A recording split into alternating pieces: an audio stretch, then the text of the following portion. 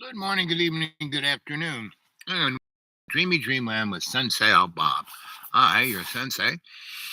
Amir Griot, here to tell you a story and don't believe a word I say. And thank you for everything you do, Griot. Um, it's me. Uh, that's what I hear all the cadres say. And here it is, Tuesday, the 21st, I guess it is. 8 days left of February. And it's interesting. Because the weather is truly there's like a line zipping right through the middle of it to the west. Everything is still really cold. Tons of snow and ice. There's a whole ice belt going right across the line from Boise to Chicago to Detroit and right along that line there. And they have 1.5 inches of ice. It's like, what? And places like Steamboat is getting something like 15 inches of snow a day for the last month and a half. Well, they're big snow guys, so that's good for them. And right now, here where I'm at, it's 80 friggin' degrees. And on Saturday, it was 20. So, and everything's popping up and turning green. It's like really, I mean, this is February still. We maybe get 1 or 2 days in February of maybe 60, 70 degrees, not 80. And it's supposed to be this warm for at least a week. Everything will pop out. All the little daisies are coming up, and we have severe freezes until May. So anyway, um, and there's a steel mill in Ohio that blew up and killed lots of people, and it was quite messy. And then the story of the Ohio and some environmentalists are calling it America's Chernobyl.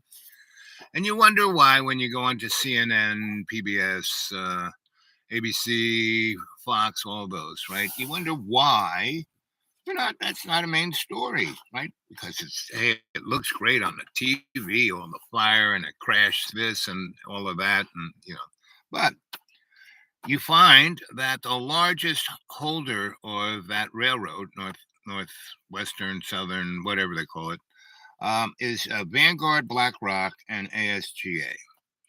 And the three largest owners of ABC, NBC, CBS, Fox, stockholders is Vanguard, BlackRock, ASGA. So you have a very interesting, we are watching what is, the fascist motif, you'll be able to, you'll have the choice of what flavored donut you want, as long as it's, cinnamon, right? So,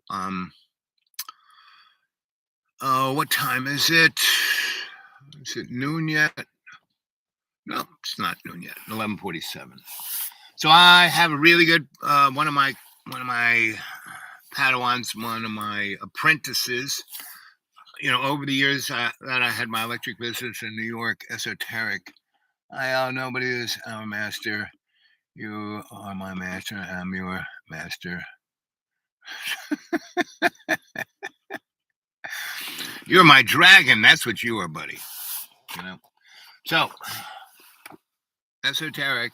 Have you read this book?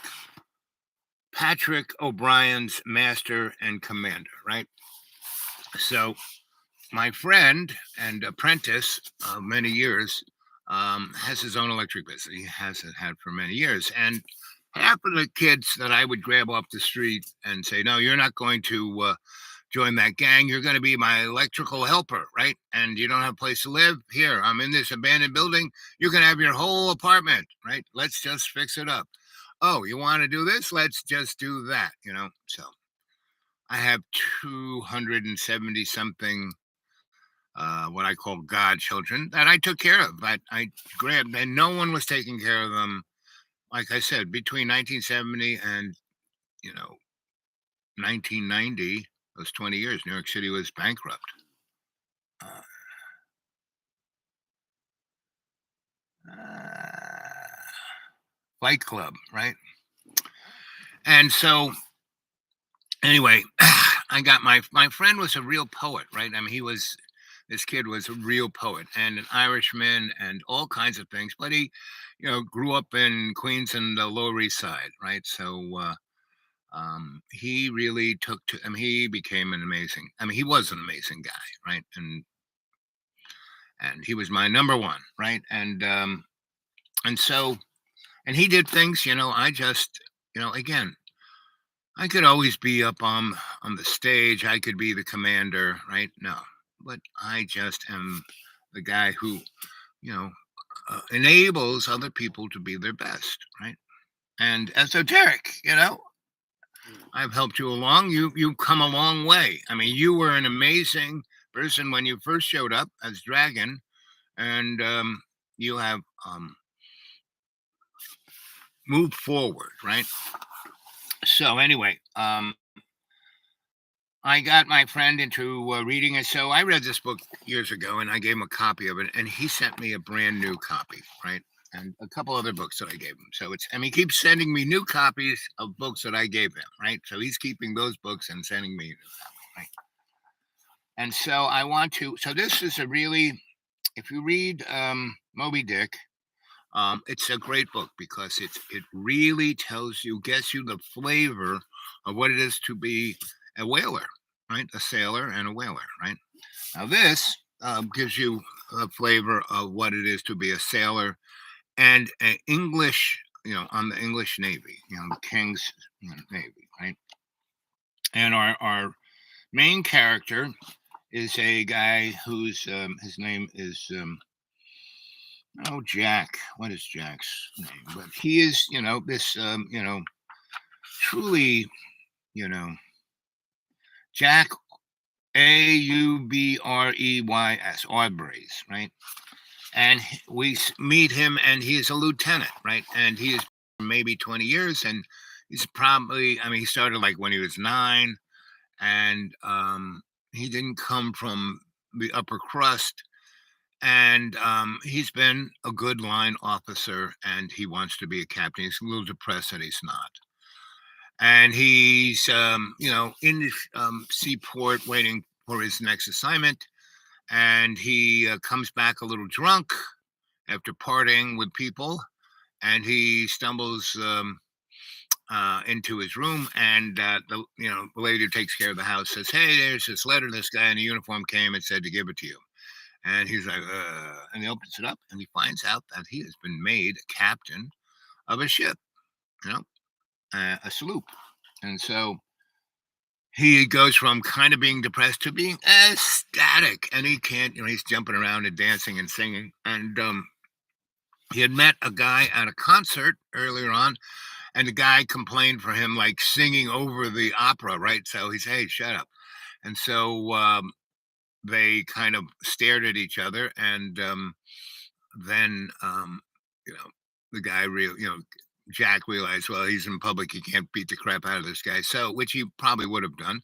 And he says, I'm staying at such and such, meaning if you want to like take this further. And the other guy, so in the morning I'm always at this coffee shop like Starbucks, right? So he basically goes home and finds this and is ecstatic. So in the morning he's so ecstatic, he goes to coffee shop and apologizes to the guy for being a bore. And the guy goes, oh, no problem, right? And the other guy goes, well, this guy is such a jerk, yet he's big enough man to apologize. He must be okay. And that is similar to what I think about Colonel Sanders and a lot of other people. I cut a lot of people. Um, for 50 years, I thought everybody felt like I did. And then I kind of realized that no one does. you know, from my experiences and I came from an upper middle class. We weren't rich, but we weren't poor, right? And so I basically here comes this guy. He's another guy that you'll have to feel sorry for because he basically was in the military for those 20 years that they were in Afghanistan and Iraq. He got blown up 5 times and he's got PTSD like you can't believe. Yet he's just had a number of heart attacks because he's got it all bottled up inside him, right? And he can't let it go. Anyway, so I'm at page 180 of rereading this book, 40 years after I gave it to my friend, and he gave me a new copy. And so up until this point, he gets the boat, and the sloop is not it's a line ship, but it's only got 14 guns. The big ones have like 80, 90 guns, and like 12-pounders. He's only got 4 and 6-pounders. So, but his boat's a little lighter and a little quicker, and a little this and a little that. So anyway, the first 40 pages, you learn everything about the ship. That's why they give you a little picture of what the ship looks like and all the different parts, right? And let's see if I can find that.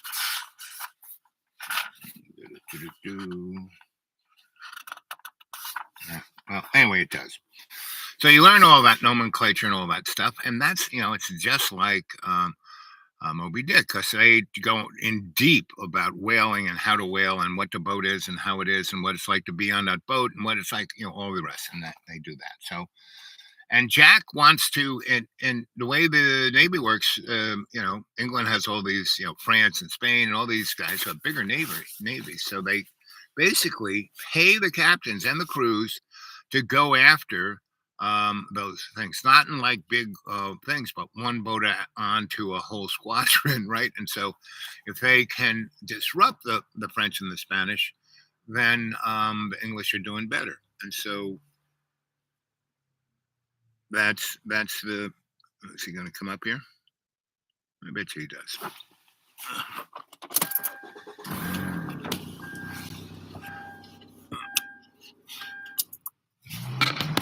Oh no, he's so anyway, I don't even know if he noticed me up here on the hill. So anyway,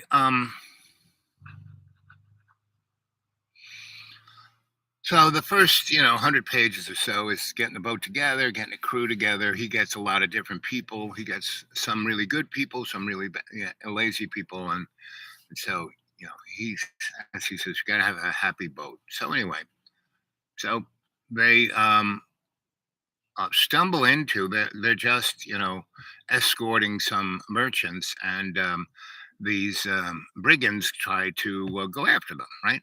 And so this book talks about what's going on right now and what's going to be going on with China and Russia, because the U.S. Navy, we have like 900 bases all around the world, and that is to secure our economic interests.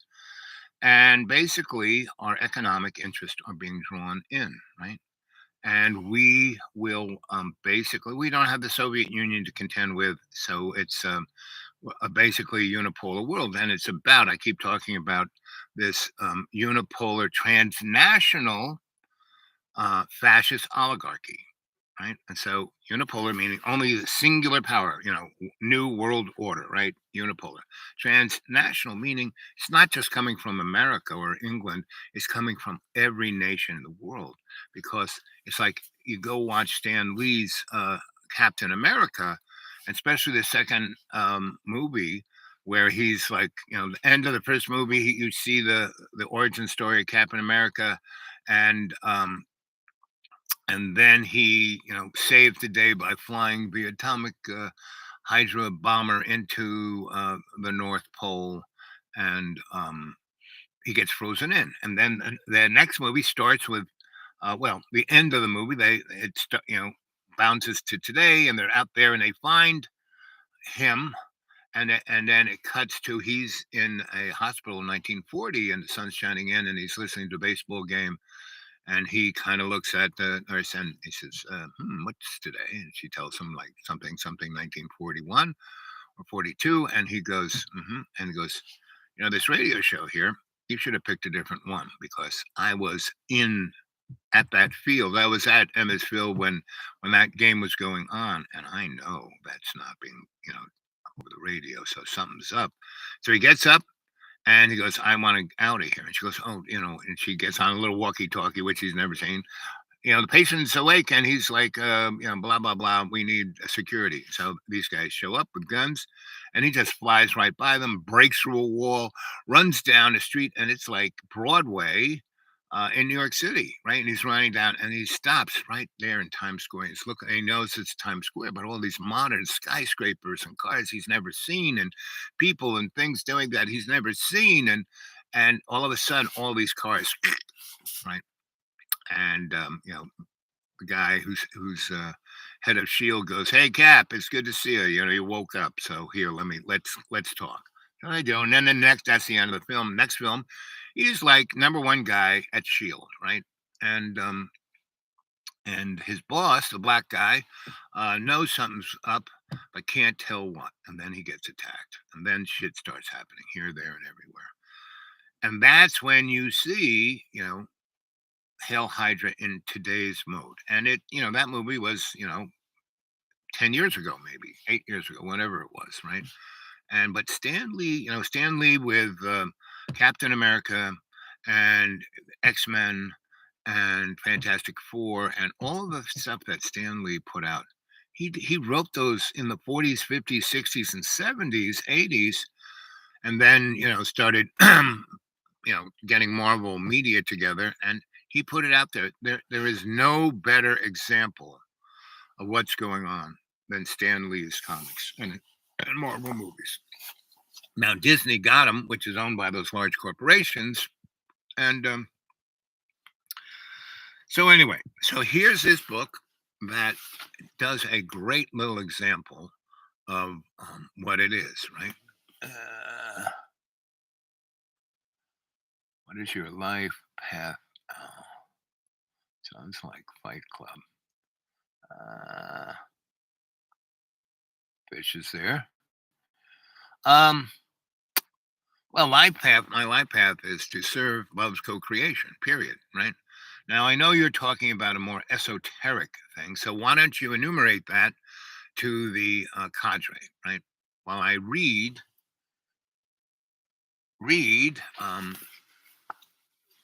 page 180. And so the doctor, the name of the boat is Sophie, and Mehan is no, what's the doctor's name? Stephen is his first name. But anyway, so there's the second in command is a lieutenant, James Dillon, and he's from Ireland. But most people from Ireland aren't really, the IRA. And this is in the 1790s. This story takes place.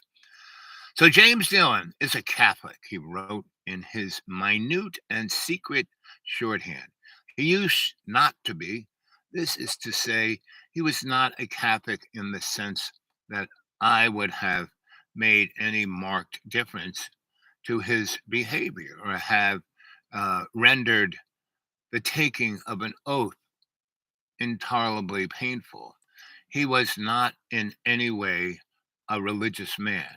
See, I did, I was a Roman Catholic. My mom was this with the Pope. My mom had a one-on-one with John Paul, right?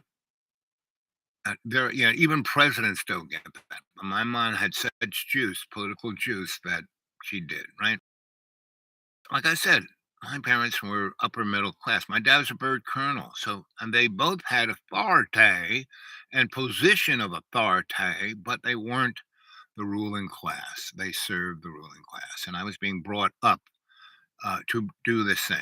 Now, my other brothers and sisters, not so much. They were who they were, right? And so, but they weren't like me. But I was that character who, Catholic in the sense that it would not have made a marked difference. So that's me today. But I was a theologic, spiritual individual from birth.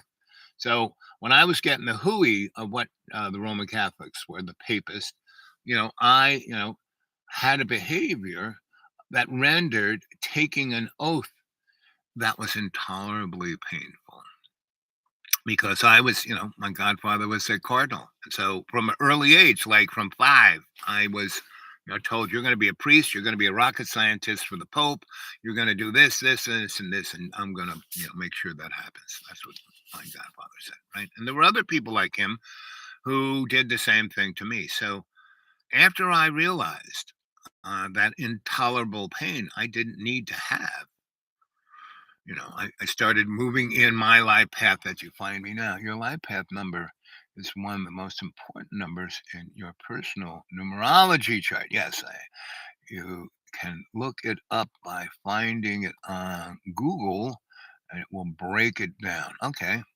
number. Okay, I will do that. Sure. Wish to understood all that stuff, right? Well, the thing, Fish, about understanding all that stuff, you don't understand it through a book. You understand it through your heart. Dragon understood all this back when he was 11. The picture he sent to me, and you know, the unmentionable one took, and God knows what he did with it, but I was having a good time with it.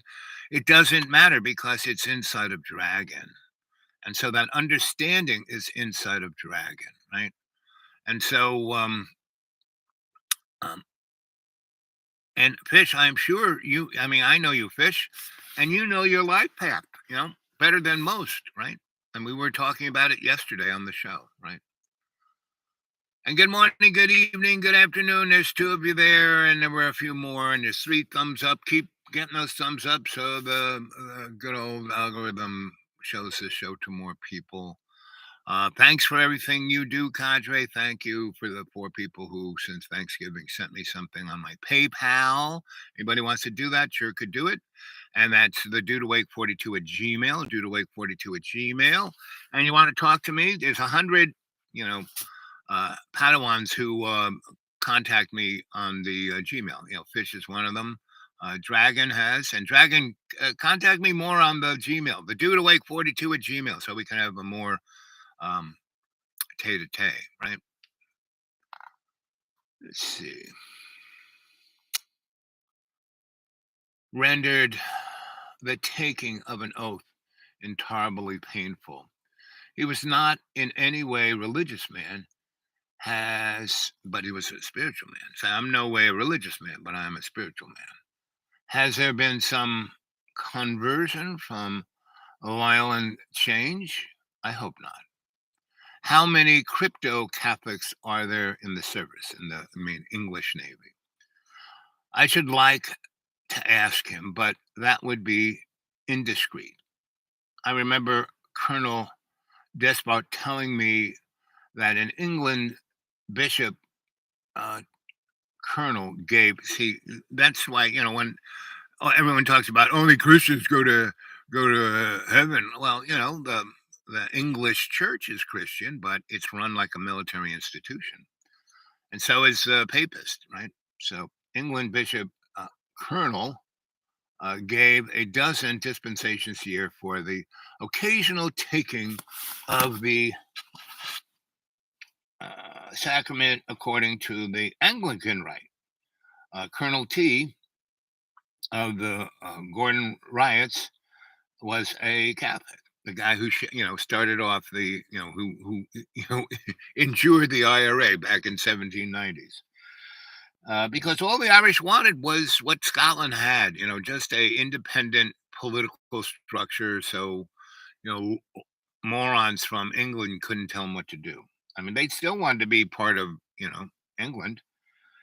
Remark, refer only to the army. I never thought to ask him at that time. Query, is this cause for James Dillon's agitated state of mind? Meaning, earlier in this story, the chapter before, they run down a French boat that's worth a lot of money, right? And the French had just stuck a lame crew on it, and it was like a boat full of gunpowder. I mean, things could blow up any time. And the captain brought his wife because she was about to give a baby. And then out in the middle, they, uh, our heroes, lay away this boat, and the captain and a few other men go on board and see that these guys aren't putting up any stink. And the captain of that boat says, "Listen, my wife's about to have a baby. I'm not going to fight you. And this thing's full of gunpowder. Now, one spark, and we all go up." So the captain goes back, gets the doctor. Doctor comes back and delivers the baby. And the guy is so thankful that he and a crew, and Mr. James Dolan, Lieutenant Dolan, and a few people take the boat into an English port, and our captain gets a big bonus, at which by rule he has to share with everybody. Right, everyone gets he gets half, and everyone else gets an eighth. So um, everyone's feeling good, and he's like the new hero, and so all is that. And so the doctor was on board the gunpowder boat with the father and the mother, and delivered the baby, and they're cruising back into the English port in somewhere in the Mediterranean. And the so the Irish guy and the doctor, who is also Irish, but grew up all over the place, so he's not as Irish as the lieutenant is. And the captain gives them really good food and really good cognac, and they get a little drunk and they start talking, and they talk about all of this, and they talk about everybody, Jack and this and that, and Jack's a bore, but he's got good qualities, right?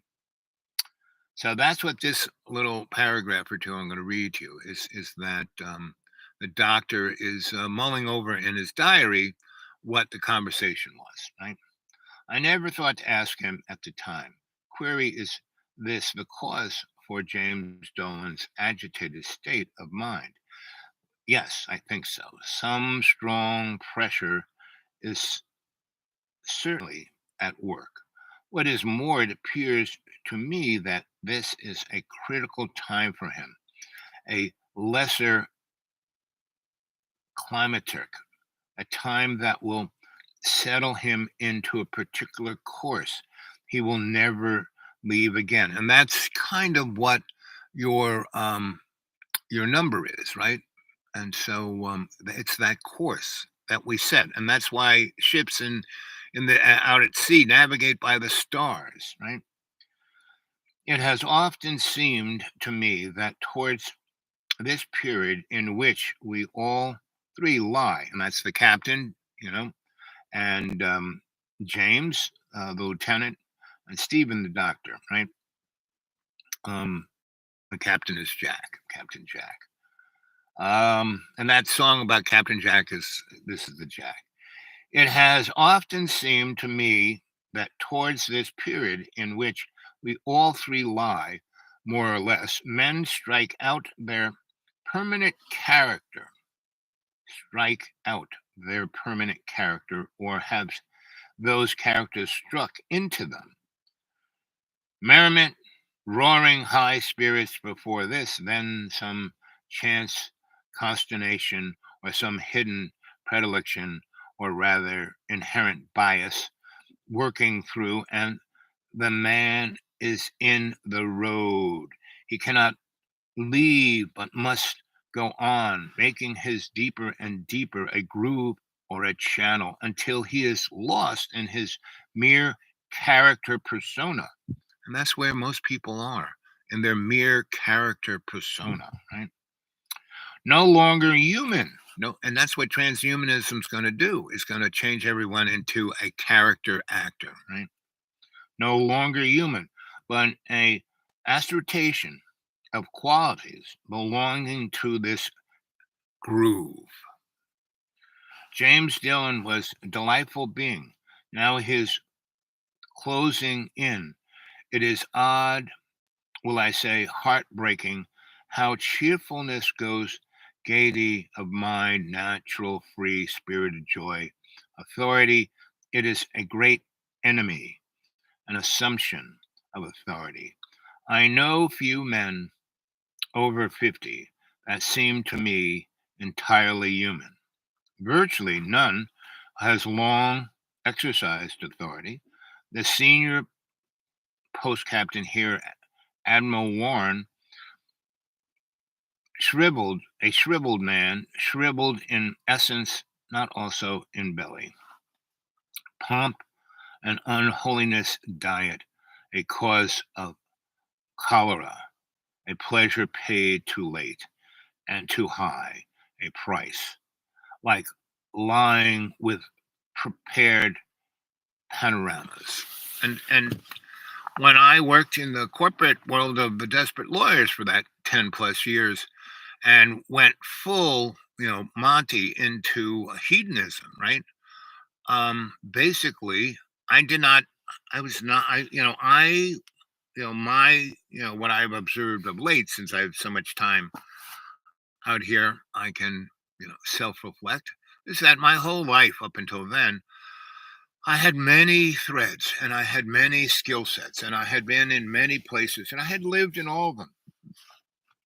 Early on in my life, I traveled all over the place, like from 16 until 2032. I traveled all over the place and I could always come back to New York and step into my persona as the dude, that, I'd wire this, wire that, build this, build that, work on this project, make this art, I was the dude. That was my persona, right? My internalness, though, was that person that traveled everywhere, right? Who's calling in? Oh, here goes Johnny Boy. So here's a persona. Do. Hey, handsome, what's up? Hey, how are you? Oh, I'm good. It's a miracle. I'm out in the woods, and you called earlier, and before I could get it, it dropped out. But so, how you shaking? Did you sell your house yet? No. Did you put it on? Did you put it on the market yet? I did, but my dad tried to ruin the whole thing to prove his house was bigger than mine. You really think so? Yeah, he did. He tried to make the square feet smaller, and he confused my mom. And then he had a private talk with me and others, and tried to pretend that she might have Alzheimer's, like her memory was going bad, when there's nothing wrong with her memory and nothing wrong with her. She's like really healthy because he can barely walk, and he's like really, really mean.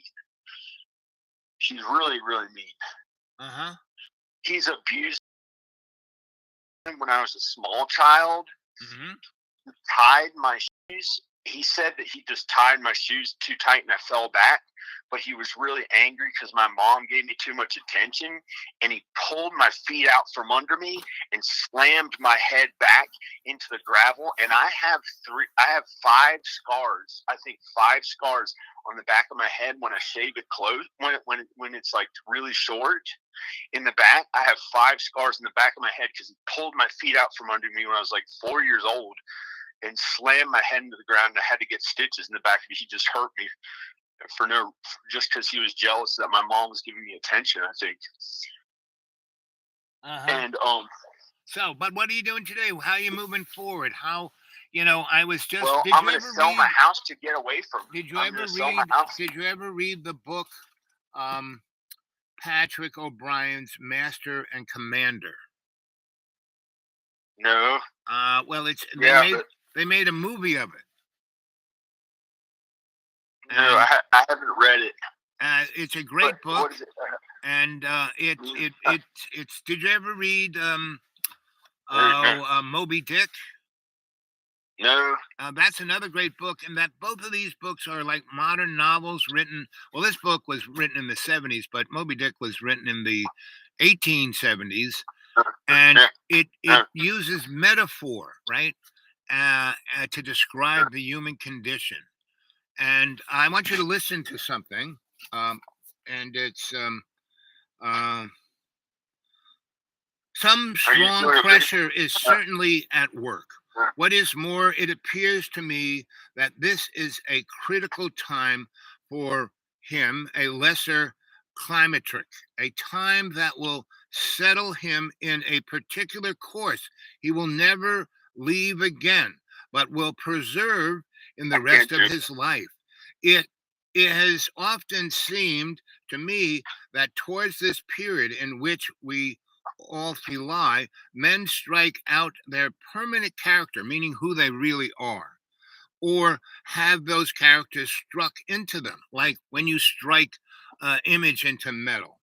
Um, Merriment, roaring high spirits before this, then some chance consternation or some hidden predilection, or rather inherent bias, working through the man is the road he cannot leave, but must go on, making it a deeper and deeper groove. John, you have been, as long as I've known it, you have been digging your deeper and deeper groove. Why I still stay your friend is because inherently inside of you, there is a lot of good. There's a lot of talent. There is a lot of grace. There's a lot of beauty. And I try by my presence with you to help you bring that out. But you keep going on about what happened when you were a little boy and this and that. Those things are over. That was the only time I ever told you about the thing. No, about no, the you back told of me the you head. told me that story many times, John. I have. Oh yes. Well, I thought that was the first time I ever told you that one in particular. I've told you ones about me being heavier. Parents overfed me, Right. and I felt a little heavy. But then it was better later because because my mom showed me how to eat vegetables. She made sure I got fruits and vegetables and healthy food and water and so when I got older, it was easier to eat health food because I actually liked the way it tasted. I liked eating good food because my mom showed me how to eat good food. But today I didn't eat that great. I had alcohol because I was dealing with what my dad did. After working in the house 12 hours a day for 2 or 3 months, relentlessly, felt like they were slapping me in the back of the head as I was cleaning stuff constantly throughout the day, and I had to forgive them and be nice. And then at the very end, they put the listing in and used. Never mind. I mean the listing. So the bottom line, John, enjoy that house. If it sells, you'll leave and you won't have it anymore. From this point on, enjoy that beauty. Walk up behind the A frame. You know that path I showed you where the Indians were and where the little cave is and the rocks are stacked up. And you used to run up the hill with your barbells. Just walk up it. And take one of those nice folding chairs, um, and sit up there and look at the trees. And it's now spring; everything's starting to pop. Listen to the birds. I was listening to the birds earlier this morning. If you could do that, it would bring you back to that true loving self that you are, and that's why you're drawn to God and Jesus, because they are not the religion, but the actual essence of God's unconditional love and Jesus's unconditional forgiveness. And that's a good thing. Focus on that. A good prayer is conscious intent I am, conscious intent I am, conscious intent I am. And that conscious intent should be God's unconditional love and Jesus's unconditional forgiveness, right? And then you'll be fine. You'll be able to do whatever the heck you want because you'll have a conscious intent, and you will do it with God's unconditional love and Jesus's unconditional forgiveness. That's how you're going to get your family back. Well, I don't have much time. I got to do it now. Right. Do it now. Right. Don't put it off. Focus. Well, I But, got my house all ready to sell, so I can. Then I can afford to go to. but before you sell it, enjoy the time between now and when you sell it, and have that inside of you, that Al, unconditional love, right? What if the woman who God had you married to while she was still alive on Earth? What if her parents didn't like you, and Well, they her had parents a were bunch dead. of money? She had no family. She had no family What if whatsoever. they had lived, what if they had lived? Well, actually, in heaven, then see, you'll get to meet them in heaven. That's why it's different from my situation. My wife, her parents have all this power and money and control, and for what they do. Not it hasn't been that way that much these days, but never mind. John, I can't tell focus, you. I can't tell you. unconditional love and unconditional forgiveness. And you start with yourself. And you can do that if you take today, you don't have anything on your list, walk up there. It's sunny there today. Walk up there with a chair and sit and look at nature for an hour and focus I on. just got done measuring the square feet of the house. I was very specific about it. I measured angles, like triangles and stuff, and got the square feet. John, it of the doesn't entire matter. That thing is about 7,000 square feet, give or take. That's what it is. Kind of, yeah, but it could be up to 8,300. No, but And that doesn't matter. It doesn't matter. my dad listed the entire thing and said 4,700. He said 4,700 finished, but something. Never mind. But John, just go up there, right? But I gotta go, buddy. Um, I'm glad you called, and call anytime, and I'll talk to you later. Bye. Well, that's a good example, and like what I read to you and to John about allowing the circumstance to put you in a groove, and you just dig that ditch deeper and deeper and deeper, right? So I'm going off to Thailand. It's a beautiful day, so I can drive there. And there's three of you there, three of thumbs up. Thank you very much. She is not your wife. John, your kids are growing much older than you think. Yes, he thinks of them like as 4 years old. His oldest is 17. But I've been telling him this for years, right? And they were there. I tried to get him. When I was with him, when I sold the school to him for 2 years, 2.5 years, I would take him over there. He wouldn't get out of the car and be with the kids, right? I'd have to like crowbar him. One time, the first time I went there, I cajoled in taking him there, and then I got out and I had the keys. He was trying to get across and drive my car away, right? So I had to lean in and take the keys out. And his wife couldn't care less. She just wanted to get rid of the kids so she could like have a moment's quiet. So she gave me the keys to her car, her nice little Lexus, and said, "Here, go down to the park. All their toys are in the car. Their bikes and scooters are all in the car." So I did. Boys came out. John got in the car. We drove down, and they had a great time because I let them do whatever the heck they wanted. And they climbed off all over stuff and did all kinds of crazy stuff. And I just said, "Just don't kill yourself. Be careful." And John stood there like, that cereal commercial where these two guys are looking at this oatmeal. What is this? I don't know. Give it to Mikey. He tries anything, so. And that was John. He was Mikey, the little one. Everyone, they just ran around him, and John. Instead of, I mean, he was Mr. Skateboard. He was Mr. Bike. He was all of those things. All his friends have gone on and become professional at doing that, right? And he was the dude at doing it, and they surpassed him because he's stuck in this groove, right? Now we all do have our groove. We all have it, and so my time here over the years, I kind of realized that, hey, you spent your whole life all over the place. And yes, you did all kinds of great things and you served love's co-creation, and that's all good. But now, you died in 2014. You didn't die, meaning there's something left for you to do, right? And the old crone, when she took me back the first time, we stopped at this little town, and there was an alleyway. I was straight out of Harry Potter. You went down, it was a whole nother dimension, and it was like a city. And these people were from lots of different times, ancient times, medieval times, illuminated times, future times.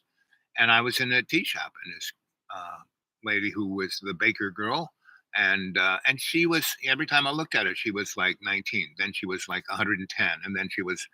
Right. And when she read my tea leaves, right, it was that. And so she read, and just like I do the Akashic records for her, the tea leaves for her were the Akashic records. And that was life in paradise. Yep. It's all good. So she read my tea leaves. Jamie, do you have anybody nearby you who reads tea leaves? I lost my sunglasses.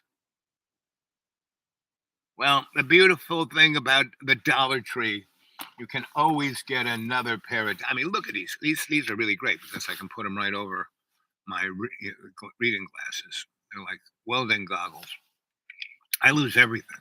I mean, I've lost everything thousands of times. So I got a lot of stuff, but I lose it all, right? So it's not a big deal. Not lately. A dying art. Yeah. So this lady read and she told me everything that I was going to do, right? And then she goes, and as soon as you walk out that door, you'll forget it all. But just as she shows, this is a doorway into, and she described what um, deja vu was like. It was like a little bell of the universe saying, "Hey, you missed stepping on the mark. Take a." Be aware. And so that's one thing I remembered. And so, and that is conscious awareness. I am. When you are aware of everything around you, you can step on your 20, right? You can be on the dot, right? So that changed my life for the better. And the other thing she said, she described the three. She goes, women like you like women. You treat women um, better than most men do, and you treat women like you're a woman. You understand the woman's point of view, right? And women like that. Even and you're not gay or this or that. You are you, but part of you has this feminine side that you are part because you were brought up by women. Women have been very important in your life, in your early life. Pretty much everybody who was a real um, a garland of your life was a woman. So you have this in you, and that has been struck in you. So all the things that have been struck into me have been good things, right? Not bad things, like not like John's experience. Because the bad things that could have been struck into me, like when I was seven, and I came back to my feral biological family. And I was a little peanut of a guy, and I kind of stayed out of the way. And one day, I was on the floor under the table, and my father got up, and I was just in the wrong place under the table, and he tripped over me and looked down. Who are you? What are you doing down there? You're not one of us. You don't belong here. Now, I think he was saying you don't belong where you're right there, but the way it came out of his mouth, I could have been scarred for the rest of my life. I just looked at him and said, poor guy, he's got issues. Because I had met other people like him, right? That weren't my father. And so there were other men in my life up in Harlem and other, my godfather, Cardinal Cushing, and my Uncle Steve and a few other people. And Uncle Steve was not my mother's brother and my father's brother. He was a person who was in my father's life when he was a young man. And Uncle Steve was maybe 15 years older than my dad. And he saw the good things in my dad. He tried to, strike good things in my dad. And my dad was just enamored by materialism because my dad was so handsome. He looked like a movie star as a young man. So all the rich kids who were in the, entertain their families in the entertainment business because the Hollywood was in Long Island before it was in California. And there was all the people who were, Broadway and vaudeville actors were in this town called Freeport, right? And all the big bands, and all those guys, Guy Lombardo, all those guys had big mansions and had music. There's were many, many music halls um, and they called them yacht clubs. Anyway, so and that was the life my father grew up in because all the rich kids, he was so good looking. The girls loved my dad, even though he was Italian, but he wasn't a dark Italian. He was a kind of like he had really curly hair like Italian, but he didn't look like the kind of make the enemy Italian that the media would portray, right?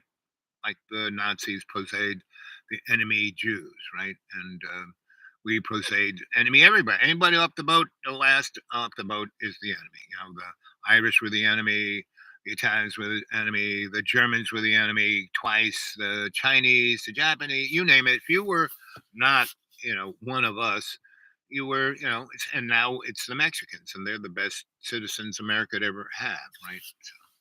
So anyway, I have I was told that I'd have three major women in my life, like I'd be married three times. And she said, You know, not any of them. Maybe one you'll get a document showing you're married, and John took that too. You know, he's got that skewered away someplace, and the pictures of us getting married, he took. And I mean, it's like because he said everything you left here is mine. And I said, you know, and again, I've lost everything 100 times, so it's okay because I don't need those documents to prove anything. I don't need those pictures to prove anything. I got tons of other pictures, right? So it's and the most important thing is that I still like this little bop that I took. I went and visited a lot of my old friends, you know, people I've known 40, 50 years. And it was so nice because we talked, you know, I had bags of photos. They, you know, half of them were photographers and they did their photo art. And I had all this historical reference. And this one friend of mine, she was the editor of a big fancy photo magazine. What's it called? Not F Stop, not some photo term. But anyway, she was okay. She go, boy, this make a great book. I said, sure, let's do it together. We were both there. Everyone knows who you are. I mean, they all know me, but the world knows you. The world kind of knows me, but so so anyway, it was a very nice bop, right? And but I did it on $400 and some loose change people gave me, right? So it was all good, right? And I came back here, and people are vying for my spot, so that's great. You know, the market's kind of down, but people seem to want my little spot, and so that means the universe is saying, "Okay, you've had 20 years here. It's time to move on. Strike a good deal. We'll move you into your next position, right?" So all of you cadre, you want somebody in your neighborhood like me? I'm giving you the notice. I'm the bop. Summertime coming, right? And I'd probably like to be someplace. Straga. Yep, exactly. I love Gaelic. You know, it's because the word. It's like the closest thing in Dune when those guys, you know, when they spoke a word, it blow things up. You know, Gaelic is like that. So anyway, like I said, I'm gonna go to Little Thailand. Let's see, yeah, it's still good time to go.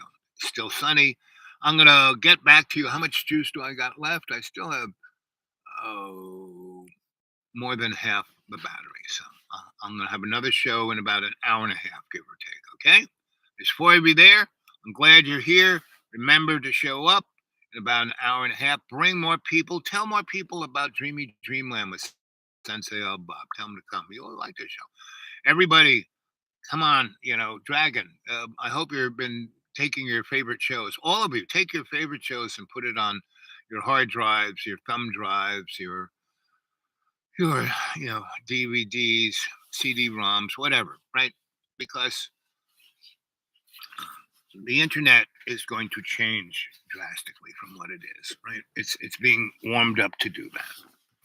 And I think this summer the aliens are going to land, right? And anybody wants a copy, if you've got Google Docs, I can easily send you my novels. There are many of you that I have, but I did put it into Microsoft and all that. I have to go visit my guru and have him put it through. So anyway, I love you guys. You stay well. Catch you later. Well, it's yes. I'm gonna sign off now. Okay, because I'm getting hungry. I'm gonna go have some Thai food. Yum yum yum.